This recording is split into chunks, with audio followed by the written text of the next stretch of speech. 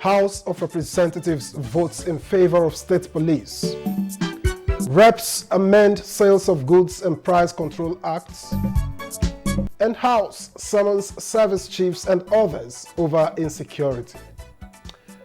Hello and welcome to You and Your Reps, your window into the decisions, debates and legislative actions shaping Nigeria's House of Representatives. I am Victor Azu. Thank you for joining us.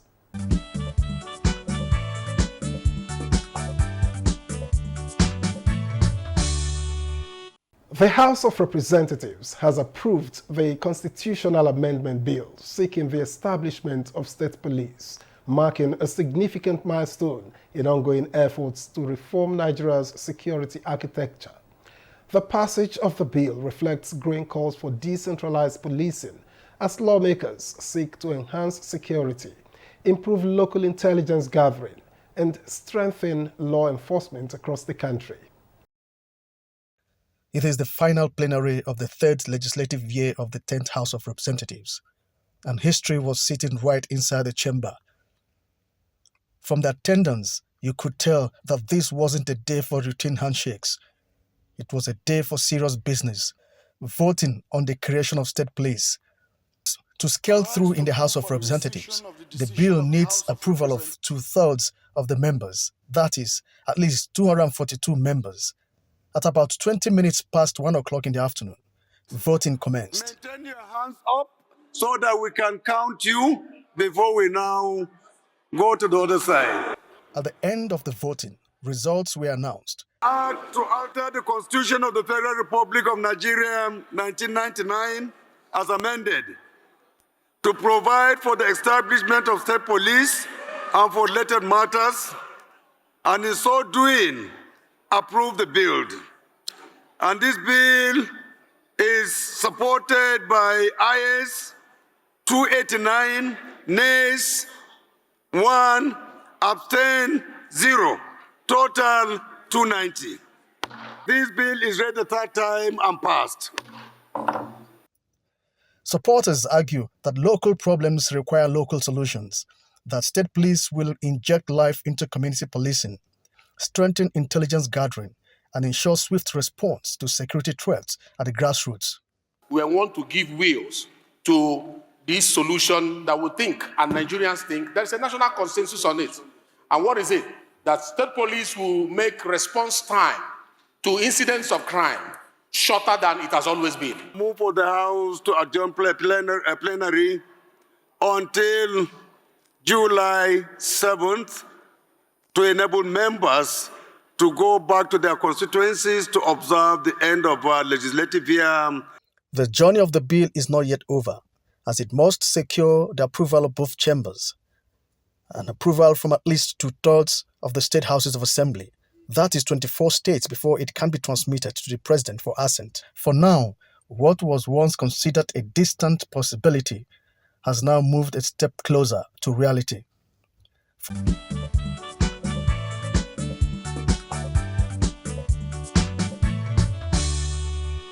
And as discussions on state police gather momentum following the House's approval of the constitutional amendment bill, You and Your Reps spoke with the Deputy Chief Whip of the House of Representatives, Ibrahim Isiaka, on the necessity and prospects of the proposed reform. In the constitutional amendment, we have a lot, but because of the precarious situation on ground, the seemingly intractable challenges we are facing on this security issue, that's why now we singled out that of the state police, so that, it's been in the front burner for quite a long time before now. And leaving it unattended to will mean that, okay, probably, how do I put it? It's a process. Constitutional amendment is a process. And that requires even voting. Even what we have done today is not yet an end to that means. The justification is still going to the State House of Assembly, and we must get the 2/3, just as we have done today. Out of 290, 1 abstainment, 289 voted in favor. And the 18 clauses were able to pass them, including memoranda and all of the associated clauses for that particular section on the security/police, state police.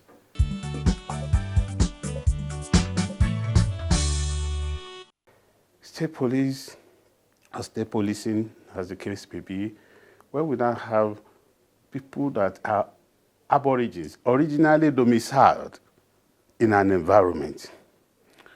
The drafters of this constitution, the intendment is that within the confine of the states, aside the federal police, we now have the state police. The people to be recruited into the state police are going to be the people from that immediate environment. That does not mean that we are not appreciating what our other local security networks, what they are doing, is well appreciated. But don't forget that they are more or less informal in the arrangement of structure of things. Yeah, argument may come to as well say that, okay, why don't you convert them? How? You know the process, you know the procedure, so it is far better to entrench it in the Constitution of the Federal Republic of Nigeria. If we were to just make it a bill to be assented to by the president that becomes an act of the parliament, it's quite easy. But for it to have oxygen, and when I say oxygen, necessary funding, necessary structure, framework, training, infrastructure, facilities to be used, and then command. That is what we have done in this constitution now. And then definitely it is not anybody can just wake up tomorrow and say it is cancelled. That's the essence. Or you want to accept it will go through the same process of this passage for amendment, nobody can alter it.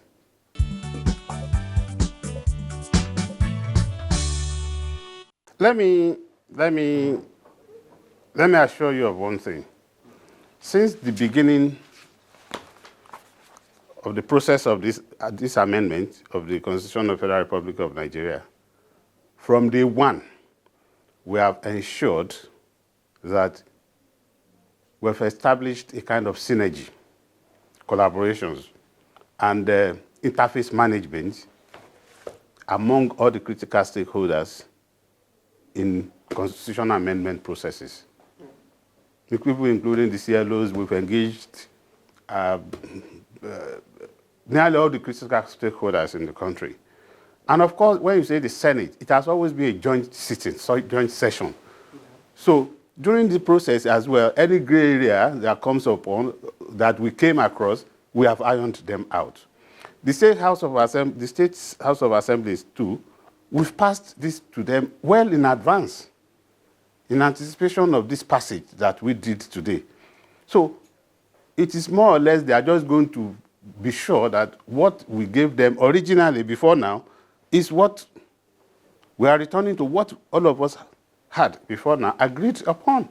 So it's not something that they are going to start all over. No, they're not going to start all over it. Because it's a process that they've been part of before now. So there's no question of saying it will get to the state and then the state will now start going through now. It's just for them to vote. And we require 24 out of 36, like I told you. So once 24 states, the houses of assembly, if we are able to just pass it, then it will be transmitted to Mr. President for his signature, for his assent. Then the Constitution is amended as far as the policing, state police are concerned.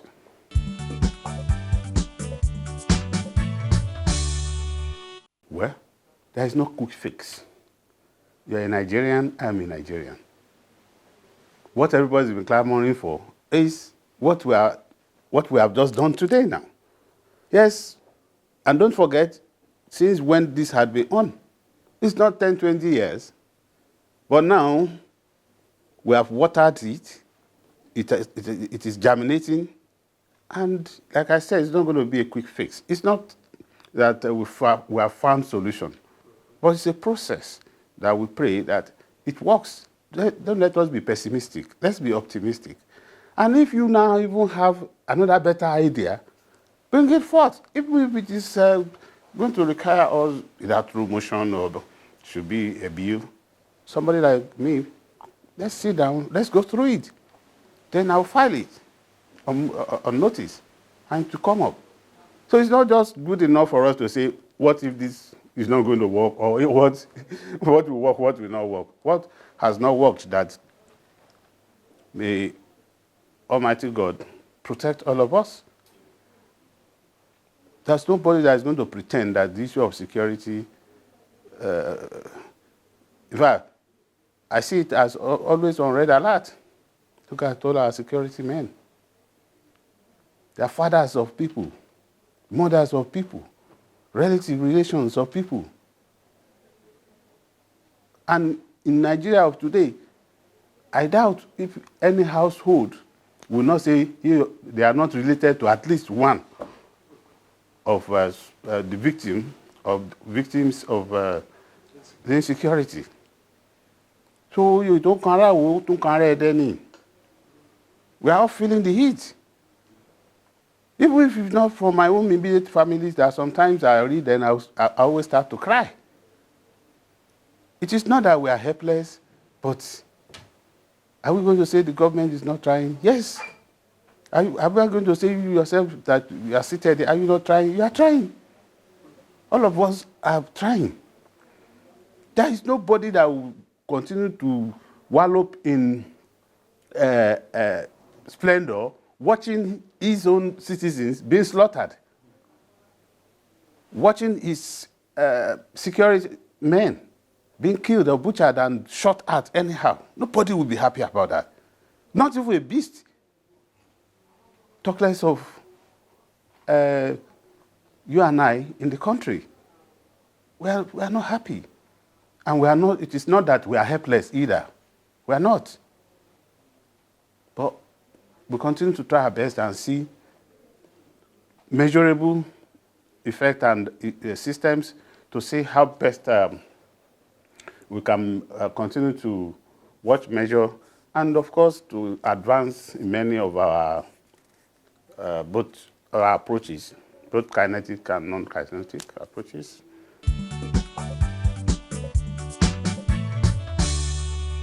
It has always been kind of joint sessions with all the critical stakeholders, being it civil society organizations, the Islamic organization, Christian organization, even up to the Bales, up to the Obas, even now, that's those local this thing. So it's what it's been a kind of collective arrangement. So I'm not going to say that House of Representatives is the one taking the lead.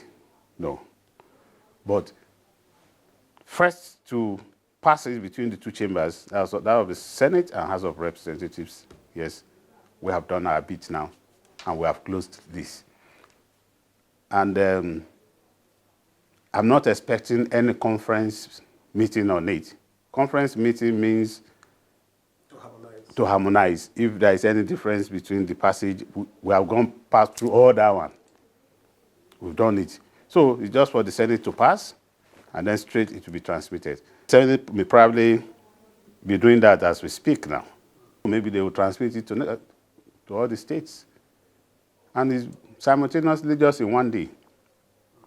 They will pass it. And once you have 24 states done and dusted, it will be transmitted to the president for his assent. So we are talking about just another 1 week, by his grace. All things being equal, ceteris paribus.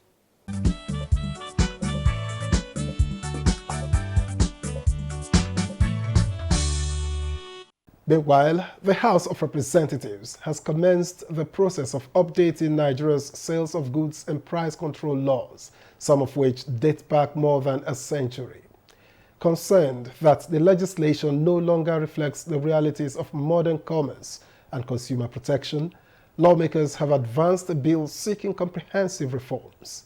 National Assembly correspondent Ignatius Nkwo reports that the proposed legislation has scaled second reading in the House.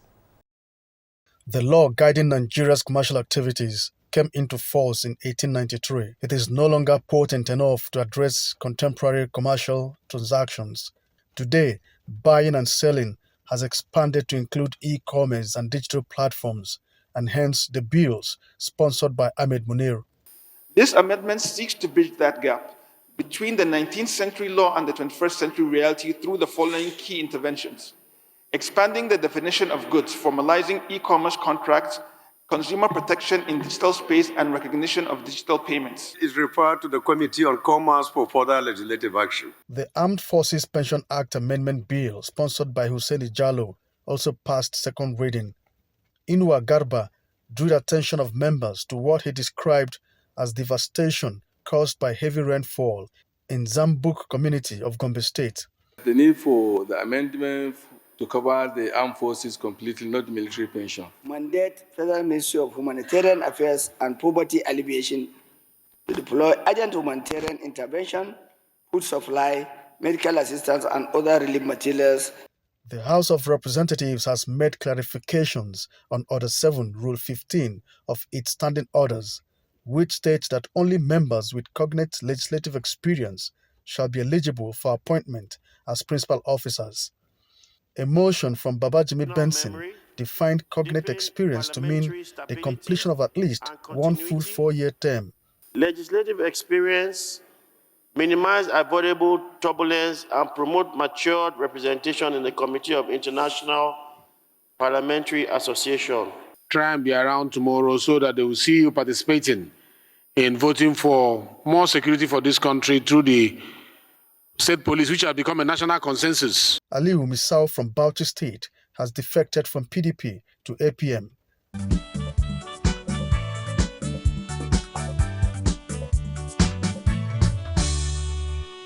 And the House of Representatives has resolved to summon the nation's security leadership, including the service chiefs, the Inspector General of Police, the National Security Advisor, and the Minister of Finance over worsening security situation across the country.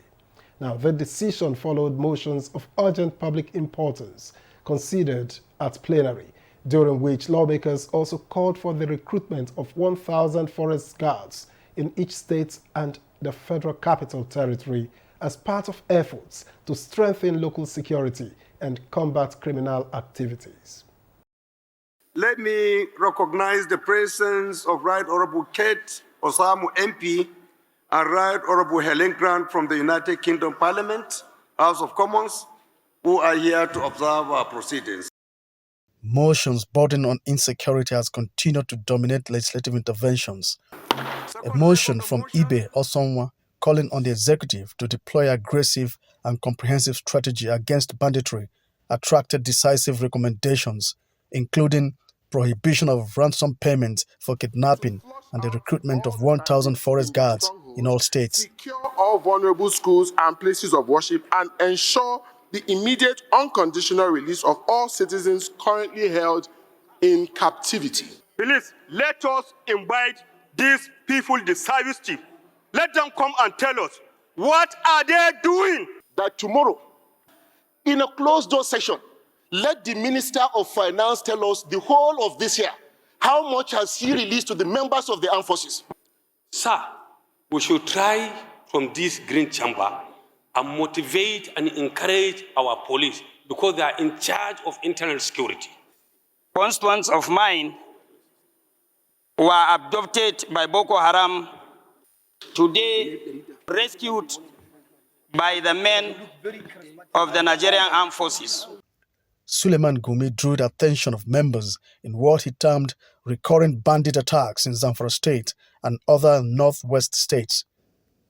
The House is to investigate the cause of the derailment of the Warri-Itape-bound train on the 8th of June 2026. The Minister of Defense to deploy adequate security personnel and necessary operational equipment to Zamfara State and the whole of the Northwest. Adequately compensate all passengers on the affected trip for losses incurred. President Bola Tinubu has written to the House of Representatives requesting the confirmation of Zainab Marwa as board member representing Northeast in the Niger Delta Development Commission. Is to fill a vacuum created by resignation of the immediate past member of the board, Honorable Namdas Abdulrazak. The House observed a minute silence in honor of those who lost their lives to the train derailment and insecurity.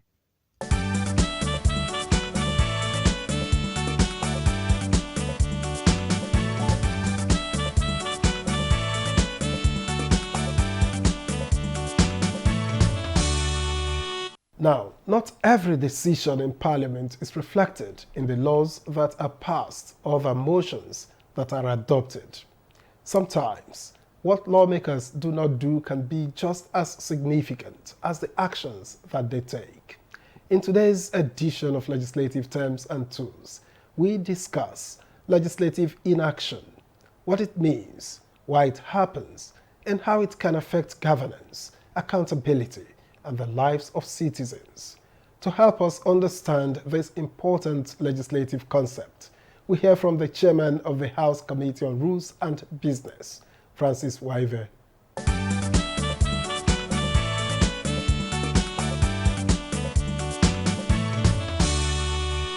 Legislative inaction refers to the inability of the legislature to act on its duties, the duties of oversight, lawmaking, representation, and exercising the powers that the Legislative House has as per the Constitution, the ground norm of the land.